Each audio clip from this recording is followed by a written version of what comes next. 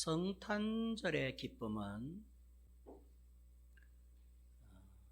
사람들 때문에 기뻐하는 게 아니고 또 북적북적거리면서 성탄절 전날 프로그램을 행하고 또 세련된 프로그램을 진행하면서 박수치고 또 사람들을 초대해서 즐거워하고 오늘같이 이렇게 성탄절 아침 예배에 이 예배당 이 자리가 많은 성도들로 가득히 차서 그렇게 예배를 하고, 여러분 성탄의 기쁨이 그런 데 있겠습니까? 성탄절의 기쁨이 밤을 새우는 올라이트를 하고 길거리에 캐롤송이 울리고 사람들이 북적북적 붐비고, 특별히 시내 같은 경우에는 막 미어 터지고 영화관이 미어 터지고 식당마다 외식하는 가족들이 미어 터지고 카페마다 주변을 구경하면서 빵과 함께 커피를 나누고 빵을 나누어서 먹고, 거기에서 가족들 간에 또는 동료들 간에 이야기꽃을 피우고, 여러분 그런 성탄절이면 우리가 기쁘겠습니까? 우리들의 성탄절의 기쁨이 그런 데 있겠습니까? 만약에 우리들의 성탄절의 기쁨이 그런 것으로 성탄절이 기쁘고 즐겁고 행복하다면 목자들이나 동방박사들은 아마 절대 기뻐할 수 없을 것입니다. 그러나 성경을 보면 동방박사들의 기쁨, 누가복음 같은 경우 목자들의 성탄의 기쁨은 우리들이 지금 현재 기뻐하는 이런 성탄절의 기쁨과 다른 기쁨이었어요. 그날은 아무도 몰랐어요. 사람들이 예수 탄생을 아는 사람은 동방박사 세 사람 그리고 목자들 몇 명, 이 외에는 성탄을 아는 자가 아무도 없었습니다. 그런데도 목자들은 기뻐했고 동방박사들은 성탄을 기뻐했다는 것이죠. 어떤 차이가 있을까? 여러분 성탄의 기쁨은 수많은 사람들이 북적거리기 때문에 기쁜 게 아니라 예수님 때문에 기쁜 것입니다. 코로나 때문에 정부가 1월 3일까지 5명까지는 모이면 안 된다 이라고 규제를 하고 지역과 지역 간으로 옮기지 못하도록 통제하고, 우리 같은 경우에는 요 가까운 30분만 하면 볼 수 있는 저 바닷가도 출입 통제를 시키고 경찰들이 나와서 바리게이트를 치고 바닷가로 못 오도록 통제를 다 시킵니다. 참 별난 세상에 삽니다마는, 그러나 어쨌든 그러므로 말미암아 사람들은 성탄의 기쁨을 누리지를 못해요. 어제 같은 경우에는 성탄 이브 그야말로 피크 중에 피크였을 텐데 조용한 성탄 이브였습니다. 교회들마다 프로그램이 사라지고 큰 교회 몇몇 아니고서는 전부 비대면 예배로 정책이 정해졌어. 우리 조용교회가 저렇게 조그만한 예배당이나 저 양산 중앙교회 같이 큰 예배당에도 20명까지 이상은 모이지 못하도록 비대면 예배로, 그렇지 않으면 벌금 300만 원씩 물고 하니까 누가 모이겠어요. 그래서 어쨌든 큰 교회든 작은 교회든 가릴 것 없이 전부 비대면 예배로 진행이 되고 있죠. 그러면서 프로그램은 사라지고 성탄 축하 파티도 사라지고 아이들의 재롱잔치, 중고등부 아이들의 연극, 성극 다 사라져버렸어요. 그래서 성도는 성탄이 안 기쁩니까? 그런 프로그램이 없기 때문에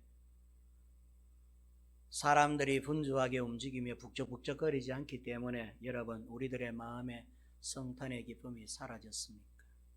그러면 그것은 뭔가 이상한 것입니다. 성탄의 기쁨이, 성도들의 성탄의 기쁨이 예수 때문입니까? 이런 분위기 때문입니까? 한번 생각을 해봐야 됩니다. 정부에서 이런 규제를 하든지 안 하든지 간에, 코로나가 우리의 일상생활을 제압을 하든지 안 하든지 간에, 코로나가 있든 없든지 간에 25일이 되면 성도는 적어도 성탄이 기뻐야 되고, 아멘입니까? 성탄이 반가워야 되고 성탄의 즐거움이 있어야 안 되겠습니까? 정말로 아기 예수님의 성탄의 가치를 안다면 환경과 분위기가 무슨 상관이 있어요? 성탄 예배를 드려야 되고 성탄절을 기뻐해야 되는 것이, 이것이 성경적 이야기인데도 불구하고 오늘날 우리 성도들이 갖는 성탄의 기쁨이란 동방박사들이나 목자들이 맞이했던 성탄의 기쁨과는 차이가 있지 않나 생각이 들기도 합니다. 동방박사들이나 목자들에게는 성탄의 프로그램이 없었어요. 단지 그들이 기뻐했던 이유는 성탄 때문이었어요. 아기 예수님의 탄생, 메시아의 사람 몸을 입고 이 땅에 탄생하신 이 일 자체만으로도 동방박사들과 목자들에게는 최고의 기쁜 날이었습니다. 그런 기쁨이 우리 좋은 교회 성도 여러분들에게는 넘쳐나시기를 주의 이름으로 축원합니다. 여러분, 선물 좋아하세요? 선물 싫어할 사람이 누가 있겠어요? 세상에 어느 누가 선물을 싫어하겠어요? 기대했던 선물이든 기대하지 않았던 선물이든 선물은 기분 좋은 것입니다. 선물은 마음을 행복하게 만드는 어떤 하나의 매개체가 됩니다. 작든지 그 선물이 크든지 비싼 선물이든지 아니면 산 선물이든지 또는 내가 기대하고 좋아했던 선물이든지 아니면 영 기대와는 다른 선물이든지 간에 어쨌든 선물은 좋은 것입니다. 선물 싫어할 사람은 아무도 없습니다. 선물은 우리를 기분 좋게 하고 행복하게 만듭니다. 우리는 예수님께 황금이라고 하는 선물을 드렸어요. 우리는 예수님께 유향이라고 하는 선물을 드렸습니다. 우리는 예수님께 몰약이라고 하는 제사장을 인정하는 선물을 드렸어요. 선지자를 인정해드리는 향유를 드렸고 임금임을 인정해드리는 황금을 우리는 드렸습니다. 그러면 예수님은 우리에게 어떤 선물을 주셨을까? 우리만 예수님께 선물을 드린 것일까? 그러나 여러분, 그것이 아니라는 걸 여러분들 알고 계실 것입니다. 예수님이 이 땅에 아기 예수님으로 오셨을 때 예수님은 우리에게 주시기 위해 큰 선물을 갖고 오셨어요. 우리만 황금을 드리고 우리만 유향을 드리고 우리만 목에 모략을 드리고 우리만 예수님께 선물을 드린 게 아니에요. 사실은 이보다 더 큰 선물, 어쩌면 황금보다도 더 크고 유향보다도 더 크고 모략보다도 더 큰 선물을 예수님은 하늘나라에서부터 그 선물 보따리를 준비해 가지고 아기 예수님으로 성탄하신 오늘 그 선물을 갖고 오셨어요. 그 선물이 뭘까요? 예수님은 어떤 선물을 우리에게 갖고 오셨을까요? 첫째, 한번 따라할까요? 구원의 선물. 다시 한번, 구원의 선물. 구원이라고 하는 큰 선물을 예수님이 갖고 오셨어요. 여러분, 예수라고 하는 이름의 뜻을 알고 계십니까? 예수는 구약 성경의 이름으로 이야기하면 여호수아예요. 구약에는 여호수아, 신약식 이름으로는 예수예요. 그래서 구약식으로는 여호수아가 되고 신약식으로는 예수라고 하는 이름이 되는데, 그 이름의 뜻은 하나님은 구원자이시다라고 하는 뜻이에요. 여호와는 구원자이시다 라고 하는 뜻이 예수라는 이름의 뜻입니다. 오늘도 성경 본문에는 자기 백성을 저희 죄에서 구원할 자이심이라 이렇게 기록을 합니다. 구원하실 분이시다 이런 뜻이에요. 우리를 구원하실 분은 누구냐라고 할 때 하나님이시다 그 말이죠. 여호와는 구원자이시다 라고 하는 뜻이 예수라고 하는 이름의 뜻입니다. 예수님이 이 땅에 오신 목적, 오늘 12월 25일 날 이 성탄절 아침에 아기 예수님으로 이 땅에 오신 가장 큰 선물 보따리는 그 예수를 통하여 구원을 받게 해주신 선물이 가장 큰 선물입니다. 그 첫째는 구원의 선물이죠. 아무나 구원하느냐? 그렇지 않습니다. 이 구원의 선물을 아무에게나 누구에게나 주느냐? 그렇지 않습니다. 물론 만인에게 줄 수 있는 선물입니다만은 만인이 다 받을 수 있는 선물은 아니에요.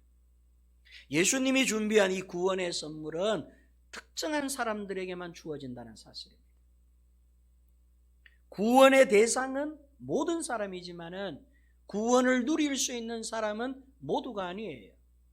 그 구원을 인정하고 그 구원을 받아들인 사람에게는 그 선물이 특별한 선물이 되지만 그 구원의 가치를, 그 구원의 선물을 거부하는 사람들에게는 주어지지 않는 것이죠.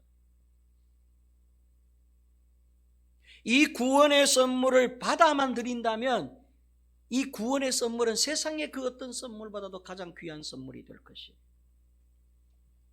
성경에서 오늘 본문에서 말씀하시는 것처럼 예수님은 자기 백성을 저들의 죄에서 구원하신다 그러셨어요. 이 구원의 선물을 받으려면 자기 백성이 되어야 해요. 즉 예수님의 백성이 되어야 된다는 사실입니다. 아멘. 꼭 기억해야 돼요. 예수님의 백성이 있고 사탄의 백성이 있습니다. 사탄의 백성, 마귀의 백성은 절대 예수 구원의 이 선물을 받을 수 없어요.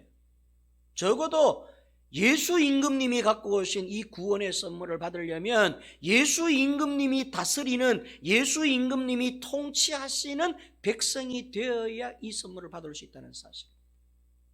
마귀가 통치하고 여전히 사탄의 종 노릇하고 사탄이 즐거워하는 것을 하고 사탄이 좋아하는 것을 하고 사탄이 섬기는 그런 백성이라면, 사탄을 섬기는 백성이라면 예수 구원의 선물은 받을 수 없어요. 여러분, 요즘요 저 서방 세계 얼마나 타락했는 줄 아세요? 특별히 미국만 해도요, 다행히 트럼프 대통령이 지난 한 5년 동안 대통령이 돼서 이걸 많이 회복시켜 놓아서 그렇지, 그 전에 오바마 대통령이 들어서면서부터 크리스마스 싹 다 없어졌어요.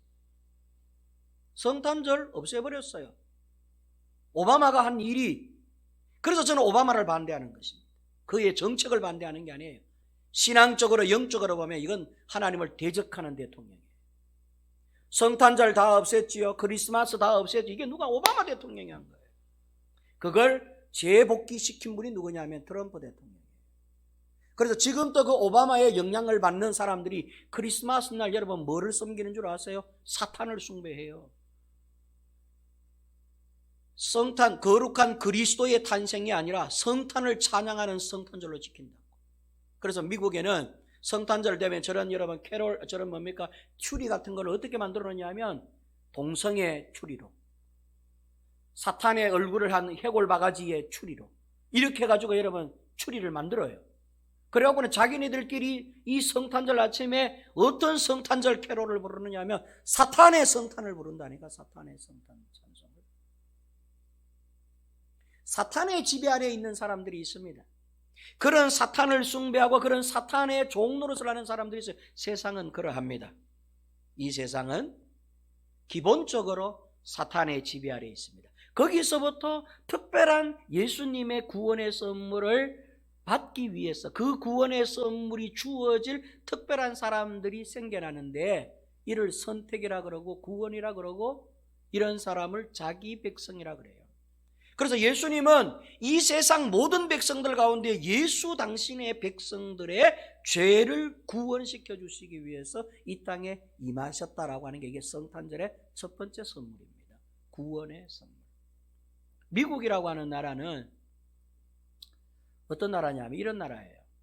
예를 들어서 만약에 그 미국을 대적하는 어떤 나라에서 이렇게 여러분 IS와 같은 이런 극단적 무슬림인들이나 이런 사람들이 테러를 일삼잖아요. 그런데 예를 들자면 정치인을 테러했다, 국방부 장관을 테러했다, 부통령을 테러했다, 국무총리를 테러했다 이러면요, 미국에서 그렇게 발끈 안 해요.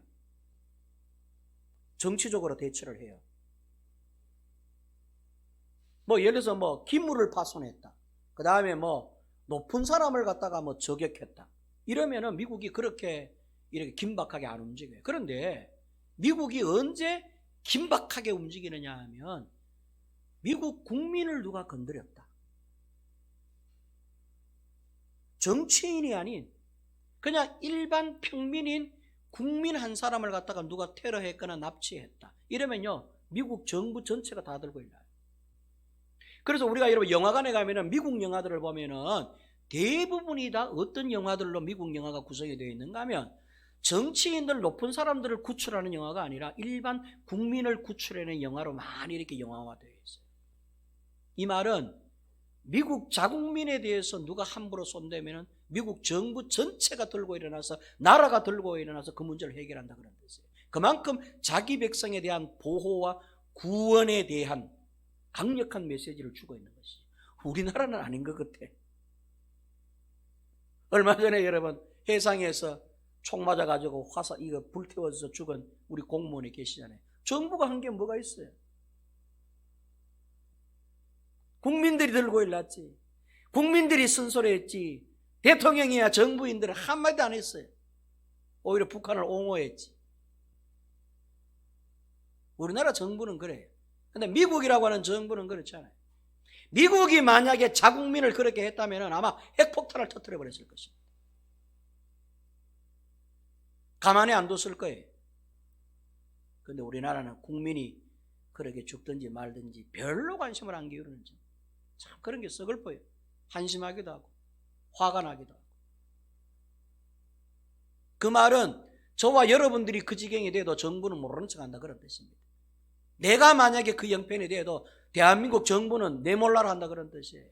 그런데 미국은 내가 만약에 그런 지경에 처한다, 미국인인 내가 만약에 그런 지경에 처한다면 대통령이야 백악관 정부에서 전부 발칵 들고 일어나가지고 그 문제를 해결해 본다고. 얼마나 여러분 미국에 대한 사랑이나 애착이 있어지겠어요. 하나님이 바로 이런 분이 있어요. 하나님은 자국민에 대해서는 가만히 안 두는 거예요. 자기 백성을 저희 죄에서 구원할 자이심이라고 하는 뜻이 그런 의미가 있는 것입니다.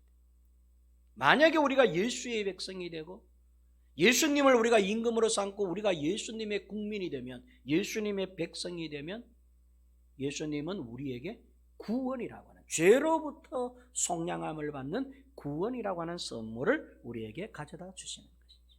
아무에게나 누구에게나 막 베푸는 선물이 아니라 예수의 백성이 되기만 하면 예수의 백성의 죄를 속량하여 구원의 선물을 주십니다.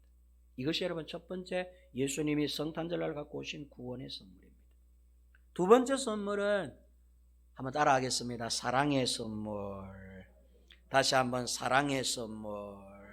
예수님이 성탄하신 오늘 예수님은 어떤 선물을 갖고 오셨느냐 하면 하나님의 너무 크고 놀라운 사랑을 안고 이 땅에 그 선물을 갖고 오셔가지고 그 선물을 우리에게 나누어 주신 거예요. 예수님은 어릴 적부터 자라시고 사생이든지 공생이든지 33년 동안 예수님이 이 땅에 발을 디디면서 사신 모습은 그야말로 사랑을 베푸시는 그런 삶이셨어요. 하나님의 사랑을 어쨌든 알게 하고 하나님의 사랑을 어쨌든 베풀어 주세요. 특별히 사랑 못 받는 사람들,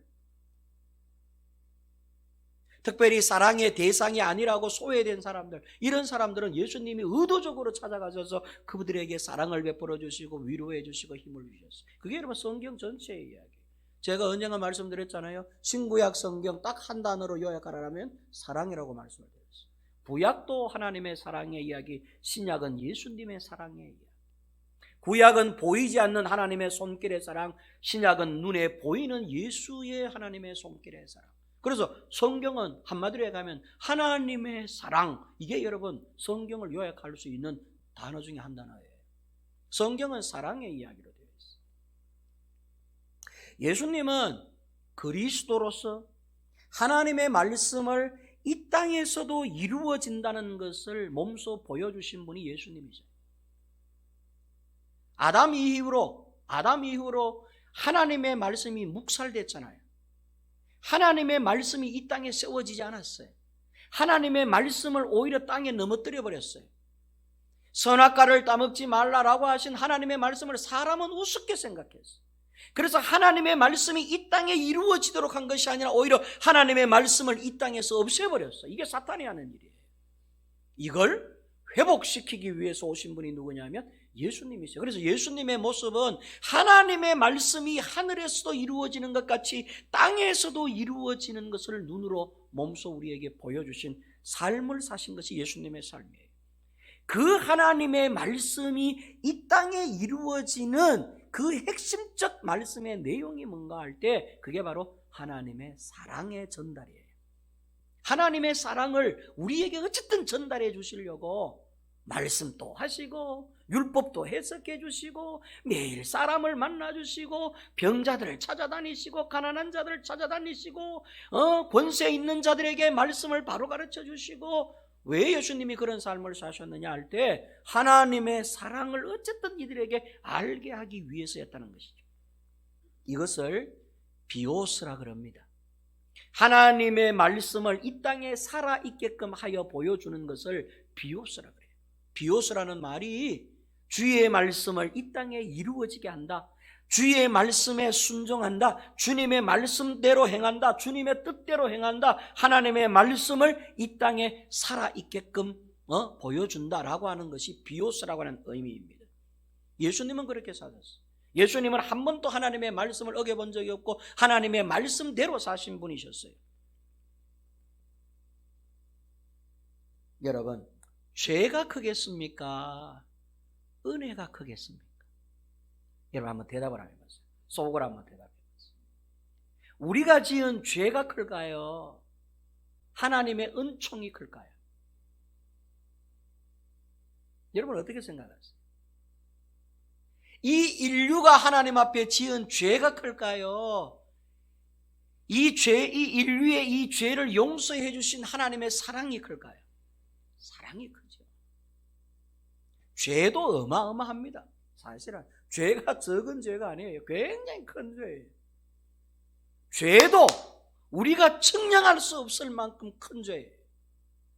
사람이, 인류가 그 죄의 부피, 크기, 높이를 잴 수 없을 만큼, 측량할 수 없을 만큼 큰 죄를 짓고 있습니다.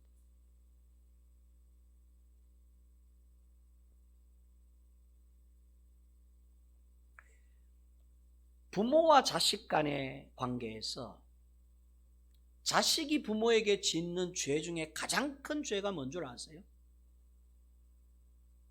한번 생각해 보세요. 여러분, 자식을 가진 부모님들, 혹 부모님 아래에 있는 자식들 한번 생각해 보세요. 자식으로서, 아니면 부모로서 자식이 부모에게 짓는 죄 중에 제일 큰 죄는 무슨 죄일까요? 내가 무슨 죄를 지으면 우리 아버지 엄마가 가장 노발대발하시고 가장 마음의 상처를 안을 수 있을까요? 않을까요? 내가 어떤 죄를 지으면? 사람을 죽이면? 내가 사람을 죽이는 살인자가 되면 부모의 가슴에 대못을 치는 것일까요? 부모의 가슴에, 부모의 마음에다가 못을 박을 만큼 큰 죄가 될까요? 내가 강간을 하고, 내가 도둑질을 하고, 내가 사기를 치고, 내가 남을 갖다가 이렇게 막 패서 폭행의 죄를 내가 짓고, 여러분, 내가 그런 죄를 짓는다면 우리 부모님이 제일 가슴 아파하는 그런 죄가 될까요? 아니에요. 우리가 살인을 하지 않아도, 우리가 도둑질을 하지 않아도, 우리가 성공하고 출세해도, 심지어 우리가 잘 나가도 살인자, 도둑, 간음, 사기 이런 게 아니라 오히려 윤리적으로 반듯하고 윤리적으로 정직하고 윤리적으로 깨끗하고 남들이 못하는 것을 하여 성공하고 출세하고 한다 할지라도 부모에게 큰 상처를 줄 수 있는 죄가 뭔 줄 아세요? 그건 여러분 부모를 모독하는 죄, 부모를 함부로 대하는 죄, 부모의 말씀을 어기고 거역하는 죄, 부모를 부모로 대접하지 않는 죄, 즉 그걸 가리켜서 우리는 불효막심한 죄라고 해요. 불효만큼 부모님을 업신여기고 아버지 엄마를 아주 우습게 여기는 거예요. 이놈의 자식이 얼마나 똑똑하고 공부도 잘하고 좋은 대학교에 가고 출세에 막 길을 따라가는데 불구하고 자기를 낳아주시고 길러주신 연약한 부모님을 함부로 하는 거예요. 아버지 엄마를 아주 우습게 여기고, 아버지 엄마의 전화가 오면 아예 받지를 안 하고, 애인 전화 오면 막 자다고도 일나가지고 받고, 부모님이 찾아오면 피해버리는데 애인이 찾아오면 문을 대문짝처럼 활짝 열어놓고, 부모님이 뭔가를 말하면 아주 우습게 피식거리면서 웃는데 친구들이나 사람들의 말은 잘 듣고 그 말을 행하여 잘 일승승장구한다. 여러분, 불효막심한 죄만큼 큰 죄가 어디에 있겠어요? 부모가 여러분 가슴앓이 하는 게 자식이 도둑질하고 사람을 죽였습니까? 천만의 말씀. 부모를 우습게 생각하기 때문에 부모가 여러분 가슴앓이를 하고 소가리를 하고 부모가 상처를 받는 거죠. 자식이 부모에게 지을 수 있는 죄는 부모를 함부로 하는 것이. 영적으로 생각하면 하나님이 우리의 아버지시고 우리가 하나님의 자녀인데, 이 하나님의 사람들이 이 세상에 하나님이 지어주신 이 하나님의 지음받은 이 사람들이 하나님을 함부로 하고 우습게 여기고 하나님의 말씀을 오도하고 하나님의 말씀을 쉽게 생각하고 하나님을 망각하고 살아가는 이것만큼 큰 죄가 있을까요? 하나님이 여러분 에덴 동산에서 아담과 하와를 쫓아내신 게 사람을 죽였기 때문이 아니에요. 간음했기 때문이 아니에요. 도둑질했기 때문이 아니에요. 하나님을 우습게 생각했기 때문에 쫓아낸 것이. 기억해야 돼. 그래서 이 인류는 죄를 지은 것입니다. 도둑질하고 사람을 죽여서 죄를 지은 것이 아니라 아직까지도 그 하나님 아버지를 내 아버지를 여기지 않고 하나님 아버지를 우습게 생각하는 이 마음들과 태도들이 하나님을 화나게 만들고 하나님의 가슴을 난도질하고 있는 거죠. 이걸 죄라고 그래요. 성경에서 이야기하는 죄는 전부 그런 죄예요. 이 죄를 청량할 수 있겠어요? 이 죄의 크기와 넓이와 높이를 여러분 재일 수 있겠습니까? 이 죄도요 엄청나게 큰 죄예요. 용서받을 수 없는 죄를 말합니다. 이 비유를 예수님이 드셨잖아요. 1만 달란트 비유. 기억나시죠? 1만 달란트의 가치가 6조라고 가르쳐 드렸습니다. 6조. 여러분 6조 구경이나 해보셨어요? 6억은 구경해 보셨어요? 그것도 여러분 건장한 남자 한 사람의 노동임금이 10만 원으로 쳤을 때 6조예요. 요즘 여러분 건장한 남자가 성인 한 사람이 바깥에 나가서 일하면 한 10만 원 좀 쳐줍니다. 이게 이제 평균 10만 원, 10만 원으로 잡았을 때에 1만 달란트의 가치가 6조입니다. 6조. 17,000세대가 567년 동안 매월 100만 원씩 꼬박꼬박 갚아나가야만 갚을 수 있는 돈 이자 하나 안 치고, 그 돈이 여러분 17,000세대, 한 세대가 100년을 산다고 쳤을 때에 100년 동안 100만 원씩 꼬박꼬박 갚는 이 세대가 1세대가 죽고 2세대, 이게 몇 세대 567세대가 17,000년 동안 갚아야 될 돈이에요. 17,000년 동안.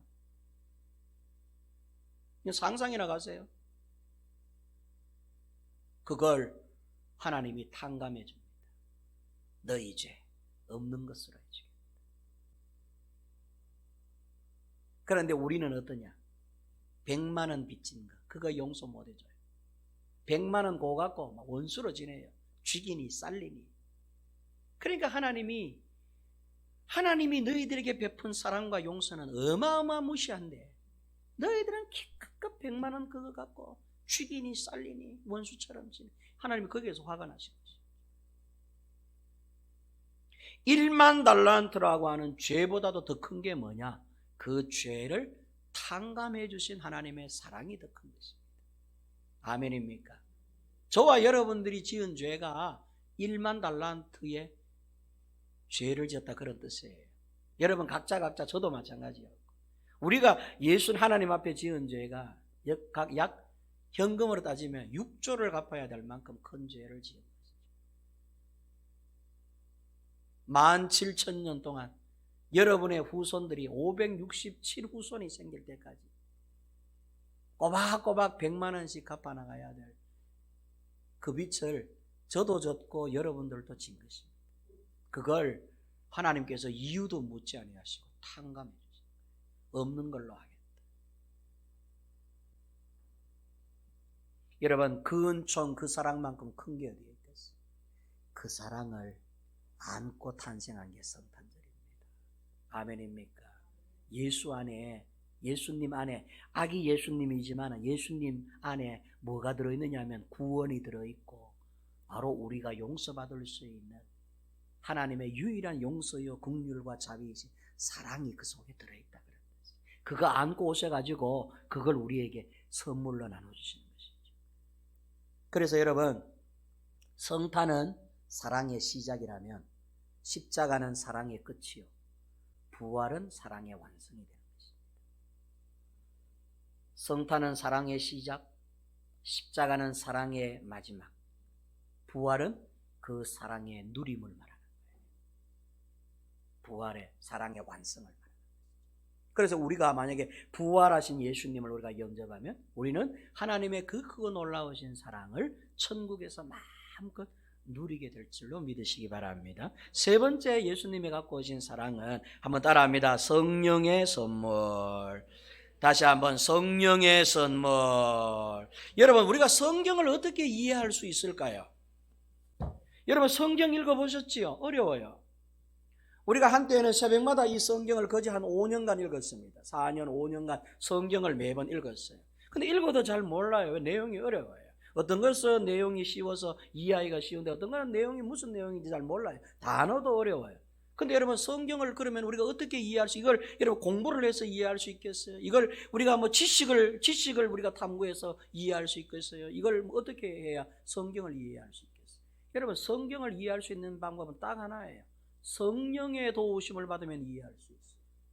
우리가 성경을 읽을 때 성령님이 내 속에서 나를 도와주면 성경이 한 단어 한 단어가 나에게 하신 말씀이라는 게 믿어지고 그 말씀이 이해가 돼요. 근데 성령 없이 읽으면요, 죽었다 깨나도 성경을 몰라요. 황교익이라고 하는 요리 전문가가 있는데 무식하기 짝이 없는 말을 어제 내뱉었지요. 정경심이라고 하는 거짓된 교수가 재판을 받아서 이번에 징역 4년인가 5년을 받았죠. 그녀를 가리켜서 황교익이라고 하는 사람이 저 사람은 가정을 대신하여 십자가를 진 예수다 이따위 소리를 했어요. 찢어진 입이라고 내뱉으면 전부 말인 줄 알고. 정경심이가 예수입니까? 무식의 일변도를 달리는 무식한 사람. 성령이 없으니까 성경을 그따위로 해석을 해가지고 함부로 막말을 내뱉는, 그것도 공인이 언론에다가. 그러고 사람들을 선동하고. 성경을 이해할 수 있는 방법은 우리가 성령의 충만함을 받는 방법밖에 없어요. 여러분, 성경 아무리 읽어보세요. 성령님이 우리의 마음을 주도하고 성령님이 우리의 감정을 주도하고 성령님이 나와 함께 같이 성경을 안 읽으면 성경 이해 못해. 10번 아니라 100번을 읽어도 성경의 내용 파악하지 못해. 성경을 이해하려면 반드시 성령의 도움을 받아야 돼. 성령님은 성경을 이해하게 하시려고, 성경을 이해함으로 예수를 보고 예수를 만나라고 성령님을 이 땅에 보내신 것이죠. 성령의 선물을 갖고 오셨어요. 그래서 성령을 가리켜서 진리의 영이라고 성경이 묘사하고 있습니다. 성령은 진리로 이끌어가는 영이라 그런 뜻입니다. 진리가 뭐예요? 하나님의 말씀을 진리라 그러잖아요. 성령이 하시는 일은 우리로 하여금 진리이신 하나님의 말씀으로 우리를 이끌어가는 자를 말해요. 성령님은 우리를 사탄의 길로, 사탄이 좋아하는 것으로 절대 이끌지 않아요. 왜? 성령님은 오직 진리이신 하나님의 말씀 쪽으로 우리를 이끌어가시기 위해서 이 땅에 오신 분이시기 때문에, 그러므로 성도들이 성령을 의지하지 않을 수가 없는 것이죠. 성령을 기대하지 않을 수가 없는 것이고 성령의 충만을 구하지 않을 수가 없는 것이에요. 제가 여기서 설교 준비를 해보면 성령님이 저에게 감동을 안 주시고 깨우침을 안 주실 때는요, 그런 때가 가끔 있어요. 언제냐면, 그때는 어떻게 되느냐 하면, 주일 난 예배, 여기 여러분 예배인가로 올라올 때까지 성경에 맥을 못 잡을 때가 있다. 솔직하게 그런 일이 한 두세 번 있었습니다. 환장하고 미치는 거예요. 설교를 갖다가 저는 오늘 여기 설교를 마치잖아요. 주일이다, 예를 들어 오늘. 그러면 이 시간 이후부터 내려가면서 다음 주일날 설교를 준비를 해요. 모든 게 다음 주일날 이 3, 40분 동안 메시지에 내가 총력을 뭐든지 보면 성경 설교와 관련을 지어서 준비를 해요. 그런데 성령이 일주일 내내 감동을 안 주십니다. 토요일날 밤 11시 반까지 여기 앉아가지고 성경을 보고 그 본문 무슨 아무래도 한 문장도 눈에 안 들어와. 주보를 만들지를 못. 대강 만들어가지고 나가요. 주일날 어차피 예배를 드려야 되니까. 여기 서는 순간까지도 성령님이 감동을 안 주실 때가 있었다. 횡설수설하는 날이지 그날. 그날은 피가 바짝바짝 마르고 혓바닥이 바짝바짝 몸에서 막 타들어가는 거예요. 여러분, 성령님이 우리와 함께하지 아니하시면 성경 한 구절도 목사가 여러분 성경 이해할 줄 알았어요. 전만의 말씀. 목사는 여러분 성경의 전문가가 아니에요. 하나님이 제 전문가지 제가 어떻게 하나님의 전문가가 되겠어요? 목사가 성경을 아는 게 아니에요. 성령님이 성경을 알게 해주시는 거예요. 성경 본문을 펴면은 성령님께서 이 본문은 이런 내용이야, 이런 메시지가 들으신 걸 성령님께서 제 마음에 감동을 주니까 그걸 여러분 글로 만들어가지고 여러분들에게 전달하는데, 이게 그 상간에도 성령이 역할을 해줘야 제 설교가 여러분들의 설교가 되는데 성령님이 역사를 안 해. 그럼 어떻게 되느냐? 아무리 앉아있어도 말씀이 내 말씀이 안 되는 거야. 잠 오는 말씀, 시끄러운 말씀, 듣기 싫은 말씀이 되는 거예요. 왜? 성령님이 그 사이에서 교통하지 않으니까. 이게 인간의 힘으로 안 돼. 절대로 안 돼. 그래서 성령님을 가리켜서 진리의 영이라고 말씀을 하십니다. 성령님을 생수라고 그럽니다. 성령을 마시면은 목에 가람이 없는데 성령이 안 오면은 목에 갈증이 느껴져요. 성령님이 내 마음을 뜨겁게 하고 성령님이 내 생각을 주도하시고 성령님이 내 감정을 컨트롤하시면 내가 무슨 사건, 무슨 환경, 무엇을 만나고 누구를 만나도 기쁘고 즐겁고 그분이 이해가 되는데, 성령님이 내 마음을 주도하지 않으면 메말라, 보기 싫고 화가 나고 성이 나고 이렇게. 성령님이 내 속을 주관하지 않았어요. 그래서 성령님을 사모해야 될 이유가 여기에 있는 거예요. 그래서 저 같은 경우에는 누구와 뭐 이렇게 면담을 한다, 누가 전화가 온다 이러면 누가 집사님이 전화가 따르는 거죠. 그러면 제가 제일 먼저 전화 받으면서 하는 기도가, 주여 성령이여 제게 성령의 지혜를 주시오, 이렇게 기도를 하고 받아요. 그리고 전화를 받아요. 그러면 성령님이 지혜를 주셔가지고 거기에 맞는 답변도 주시고 거기에 맞는 또 성경적 해석도 주셔요. 성령님 어찌, 근데 맹수맹수야 그냥 받아. 그러면 전부 인간적인 말로만 되고 때로는 그게 화가 나고 다툼이 되고 서로는 이해 못할 말이 되고 하는 거예요. 성령님은 우리가 반드시 마셔야만 될, 성령님은 적어도 성도라면 반드시 마셔야 될 생수라는 걸 여러분 믿으시기 바랍니다. 성령의 생수를 마시시기를 주의 이름으로 축원합니다. 예수님은 성령을 가리켜서 네 배에서 솟아나는 샘물이 되리라고 말씀을 하셨어요. 이 샘물을 네가 마신다면 영원히 가라지 아니할 것이라고 예수님께서 사마리아 여인에게 명백하게 말씀해 주셨어요.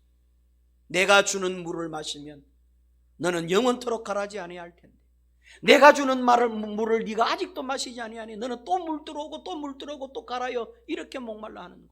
내가 주는 물은 야곱의 우물물 이와 같은 물이 아니라 성령의 물이라고 말씀해 주셨어요. 내가 너에게 주고자 하는 물은 바로 성령의 생수인데 이 생수를 마셔야만 네가 구원함에 이르고 나와 함께 영원한 천국에서 영생 복락할 수 있다고 가르쳐 주셨어요. 예수님 성령님을 가리켜서 참된 양식이며 참된 음료라고 주님께서 표현까지 해주셨어요. 성령님은 우리들이 마셔야 될 영적 물인 줄로 믿으시기를 바랍니다. 성령님을 가리켜서 성경은 보혜사라고 그랬었어요. 보혜사. 보혜사의 뜻은 변호인이라는 뜻입니다. 대변인이라는 뜻이에요. 하나님은 우리를 1대1로 안 대면한다 그런 뜻이에요. 우리에게는 변호인이 있어야 돼요. 하나님은 재판장이 되시는데 재판장에 가면은 죄인 혼자서 재판장에 못 가요. 반드시 변호인을 동반해서 변호사를 동반해서 재판장에 서야 돼요. 하나님 앞에 선 죄인인 우리를 변호하실 분을 갖다 우리가 모시고 가야 돼. 그 변호사가 누구냐면 이분이 성령님이에요. 이걸 보혜사라고 그래요. 그래서 보혜사 성령을 너에게 보내시리라고 할 때 이 보혜사라고 하는 의미는 법적 용어예요. 법적 용어. 나를 대변할 수 있는 분, 내가 말하지 못하는 것을 모든 증거 자료를 찾아가지고 날 대신하여 하나님 앞에 대신 아뢰일 수 있는 분, 대변할 수 있는 대변자라고 하는 뜻이 보혜사라고 하는 뜻이에요. 근데 어떻게 여러분 우리가 성령의 변호사를 갖다가 모시지 않을 수 있겠어요? 성령님을 어떻게 우리가 모시지 않고 하나님 앞에 설 수가 있겠어요? 오늘 이 시간 다시 한번 여러분에게 부탁합니다. 성령 충만한 여러분이 되시기를 바랍니다. 성령의 보혜사를 모시는 여러분이 되시기를 바랍니다. 성령님이 여러분들의 위로자가 되고 대변자가 되고 변호인이 되시기를 주의 이름으로 축원합니다. 네 번째, 성령님을 성경은 협력자라 그래요. 동반자라 그래요. 돕는 자라고 표현을 해요. 그래서 우리가 행하는 모든 일에 성령님이 합력하여 주시면 그 일이 선이 된다고 가르쳐 주셨어요. 하나님을 사랑하는 자 곧 그 뜻대로 부르심을 입은 자들에게는 모든 것이 합력하여 선을 이루라고 할 때, 모든 것이 합력한다고 할 때 뭐가 합력해 주시느냐라고 할 때 하나님이 성령을 보내셔서 네가 행하는 모든 일에 성령님이 너의 협력자가 되어준다면 네가 행하는 그 일이 선한 일이 될 것이라, 그런 뜻이에요. 하나님의 일을 이루고 너의 꿈을 이루고 너의 소원을 이루고 하나님의 영광이 이루어지는 비전이 꿈이 되는, 여러분 이게 여러분 성령님이 하시는 역할이에요. 근데 여러분 우리가 어떻게 성령의 도움 없이 내 힘으로만 여러분 이 세상을 살아갈 수가 있겠어요? 내가 하는 그 일이 어떻게 선한 일로 만들어갈 수가 있겠어요? 절대로 할 수가 없는 거예요. 성령님은 우리를 돕는 자예요. 우리를 도우라고, 우리를 연약한 우리를 도우라고 예수님께서 성령님이라고 하는 선물을 이 가슴에 안으시고 오늘 아기 예수로 성탄한 것이죠. 이 성령은 저와 여러분들에게 나눠주시기 위해, 선물로 주시기 위해 갖고 오신 세 번째 선물인 줄로 믿으시기 바랍니다. 마지막으로 네 번째는 한번 따라합니다. 임마누엘의 선물. 여러분 보세요. 예수님은 아기 예수님으로 오늘 성탄하실 때 임마누엘이라고 하는 선물을 갖고 오셨어요. 임마누엘의 뜻은 우리가 너무나 잘 알잖아요. 하나님은 항상 우리와 함께 계신다, 내가 너와 늘 함께 있을 거야 라고 하는 뜻이에요. 과거에 아브라함에게도 하나님은 늘 아브라함과 함께 하셨어요. 다윗에게도 하나님은 늘 다윗과 함께 하셨어요. 모세와도 늘 함께 하셨어요. 요수아와도 늘 함께 하셨어요. 이사야와도 늘 함께 하셨어요. 이스라엘 백성들과도 늘 함께 하셨어요. 예수님이 이 땅에 오신 목적은 내가 늘 너와 함께 하시기 위함이라고 성경이 가르치고 있습니다. 그의 이름을 임마누엘이라 하리라. 임마누엘의 뜻은 곧 하나님이 그 안에서 항상 너희와 함께 있다라고 하는 뜻이에요. 아기 예수님으로 오늘 성탄하신 예수님이 우리와 영원토록 함께 하기 위해서, 내가 혼자 있을 때도 함께하고, 내가 둘이 있을 때도 함께하고, 행복할 때도 함께하고, 불행할 때도 함께하고, 내가 기쁘고 행복할 때도 함께하고, 내가 고난 중에 슬퍼하고 괴로워할 때도 함께, 내가 덜 힘들 때도 함께 하시지만 내가 매우 힘들어할 때도 함께 하시고, 유일하게 나와 함께 해주시는 분은 주님밖에 없어요. 남편도 아니에요. 자식들도 아닙니다. 나와 함께 할 수 있는 분은 내 가족도 아니에요. 여러분 친구도 아니에요. 나와 함께 하시는 분은 항상 24시간 불철주야 늘 내 곁에서 내 모습을 보시고 내 형편 속에 함께 거하고 계시는 분은 하나님밖에는 없다니까. 이걸 우리에게 눈에 보여주기 위해서 예수라고 하는 아기 몸으로 오늘 성탄해 보이신 거예요. 하나님이 우리와 늘 함께 하실 수 있도록 아기 예수님이 오늘 성탄하신 거예요. 그 선물, 네 번째 선물 보따리를 안고 우리에게 오셔서 어떻게 하셨어요? 이 네 가지의 선물을 안고 그냥 가셨나요? 아니잖아요. 예수님이 이 네 가지 선물을 이 땅에 갖고 오셔서 다 나눠주고 가셨어요. 구원도 나누어 주셨고, 사랑도 나누어 주셨고, 보혜사 성령님을 마지막 가시면서 우리에게 다 나누어 주셨어요. 하나님이 우리와 함께 하시는 이 성령 안에서 하나님이 함께 하시는 이 임마누엘의 은총도 하나님 예수님은 가실 때 우리에게 다 나누어 주고 가셨어요. 그래서 지금 저와 여러분들이 살고 있는 이 세계는 구원이 있는 세계, 사랑이 있는 세계, 보혜사 성령님이 계신 세계, 임마누엘 하나님이 함께 하시는 세계 안에 이 선물 보따리를 안고 살아가고 있는 줄로 믿으시기 바랍니다. 그래서 성탄절날은 우리가 뭐를 안아야 되느냐 하면 아기 예수님을 안아야 돼요. 예수님을 우리 마음속에 품어야 돼요. 왜? 그 속에 이 네 가지 선물이 다 들어가 있어요. 이걸 예수 믿는다, 예수 영접한다, 나는 예수를 믿습니다 라고 하는 의미일 수도 있어요. 오늘 이 성탄절 아침에 이 네 가지 선물 여러분의 것이 되시기를 다시 한번 주님의 이름으로 축원합니다.